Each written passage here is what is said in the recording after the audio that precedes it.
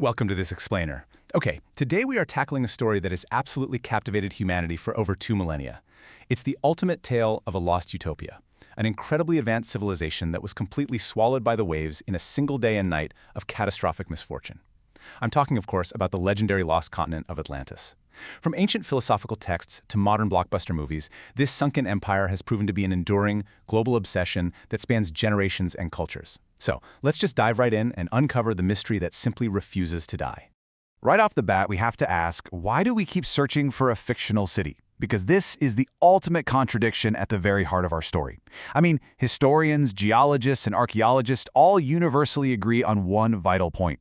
There are no sunken Atlantean ruins out there. The city is a fake. It just doesn't exist. Yet, despite this near-universal scholarly consensus, and despite our incredible modern ability to map the ocean floor, Atlantis remains the most fiercely hunted lost city on Earth. So, why is that? How does a myth survive so stubbornly against literally all scientific evidence?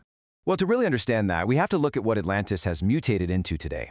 It's become a massive, highly lucrative pop culture franchise. I mean, think about it. You can check into a luxury Atlantis resort suite in Dubai or the Bahamas and casually ride down a Mayan temple-themed waterslide. The myth inspired Jules Verne's 1870s classic, 20,000 Leagues Under the Seas. It serves as the foundational lore for intergalactic portals in the hit TV show Stargate Atlantis, and it's the homeland of iconic, superpowered aquatic heroes in modern comic books. Atlantis is, quite literally, everywhere you look. But let's pull back the curtain right now. The whole truth is perfectly summarized by this one realization. Atlantis is not a place to be found, it is a brilliant fiction. You see, unlike most ancient myths that kind of evolve organically from folklore, blending over thousands of years across multiple cultures and continents, the entire concept of Atlantis traces back to a single, easily identifiable source. If we truly want to find Atlantis, we don't need a deep-sea submarine. We really just need a library card. And that single pivotal source? The legendary Greek philosopher Plato. Back in the 4th century BC, Plato wrote 2 profound philosophical dialogues, the Timaeus and the Critias. Now, he absolutely did not write these as a historical record or some sort of ancient geographical guide, not at all. Instead, Plato intentionally crafted Atlantis as a fictional, greedy, imperialistic maritime power. It was meant to be an allegory about the hubris of nations that grow too wealthy, too powerful, and just too arrogant for their own good. And the most important part of this whole setup? Plato designed Atlantis specifically so that it would lose a war. To make his point, Plato really needed a villain to make his own home city look good, so he sets up this masterful literary contrast. On one side, you've got his vision of an idealized ancient Athens, morally superior, perfectly ordered, humble, and heavily favored by the divine. On the flip side, you have his creation, Atlantis, this arrogant, bloated, oversized naval empire that had completely lost its moral compass. So the crucial takeaway here is that Atlantis loses divine favor after an ill-fated military campaign against this fictionalized, pure version of Athens, and is subsequently punished by the gods. It gets violently submerged into the Atlantic Ocean by sudden earthquakes and floods. The entire destruction was a political and philosophical lesson, not an actual historical event.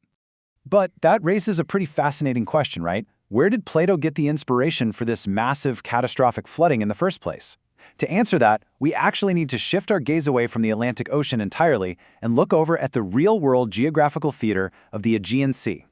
Long before Plato was even a glimmer in anyone's eye, this incredibly vibrant region was home to the highly advanced Minoan civilization, which was centered around the Mediterranean islands of Crete and Thera. Let's actually walk through the chronological timeline of how this legend was born, because it's super fascinating. Around 1520 BC, a catastrophic volcanic eruption literally blew apart the island of Thera, which is what we call Santorini today. It was one of the most devastating natural disasters in all of human history, instantly wiping out a major Minoan settlement and sending these massive, destructive tsunamis racing across the sea. By 1400 BC, Egyptian priests over in the Nile Delta were recording the sudden, terrifying disappearance of this once vast Minoan trading empire. Fast forward to the 4th century BC, and Plato takes these real, fragmented historical memories of a sunken island and a collapsed civilization and weaves them perfectly into his cautionary tale. So while the story of an entire continent called Atlantis sinking into the Atlantic is completely fake, the inspiration behind it was incredibly real.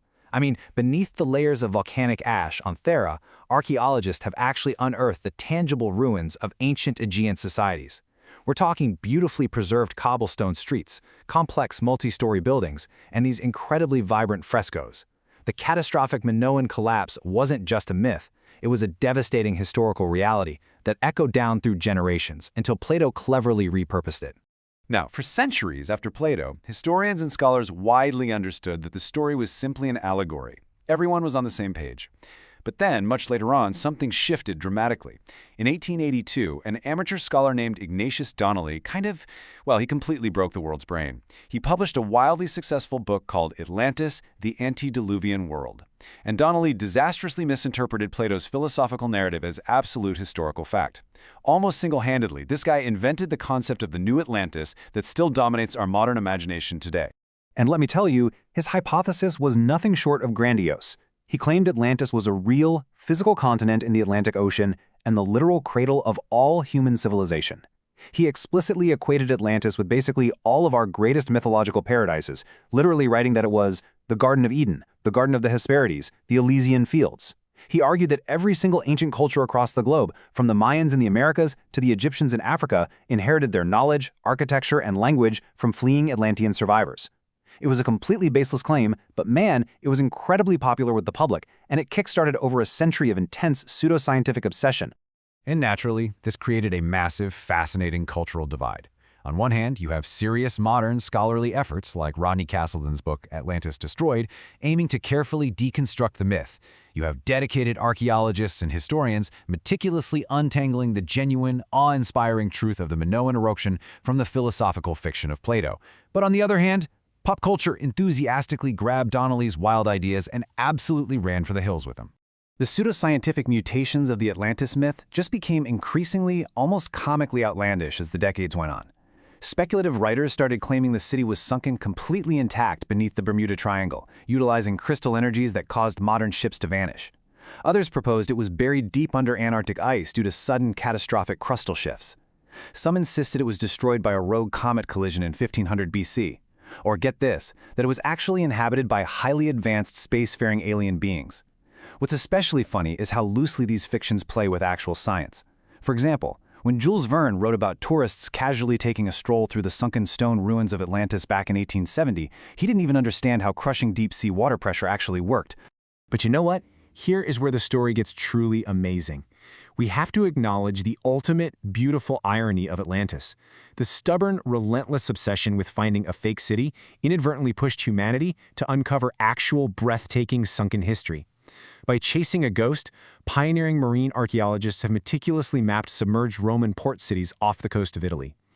They discovered the incredibly preserved sunken city of Thonis Heraklion, which was this massive lost trading hub hidden right off the coast of Egypt. We even pushed our deep-sea exploration technologies so far in search of these myths that we accidentally found completely unique hydrothermal ecosystems teeming with strange life in the absolute middle of the ocean. Speaking of the deep ocean, consider this staggering number, 14,000. Geologists who were out there mapping the mid-Atlantic ridge discovered a massive underwater mountain range rising an astonishing 14,000 feet above the ocean floor. And what do you think they named this monumental geological feature, discovered nearly a mile below the surface of the waves? They aptly named it the Atlantis Massif.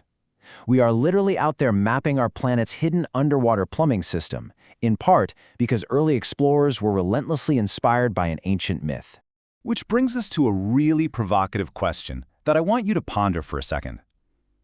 Is the Atlantis myth actually humanity's greatest historical catalyst? I mean, think about it. Plato told a philosophical lie just to teach his students a lesson about arrogance and political hubris. But that brilliant fiction was so captivating and so beautifully constructed that it quite literally tricked humanity into inventing deep-sea submersibles, mapping our own global geological fault lines, and discovering the profound, catastrophic history of our own real civilizations. Perhaps Atlantis was never meant to be found, but the search for it helped us find almost everything else. Thank you so much for joining me for this explainer. Keep learning, and I'll catch you next time.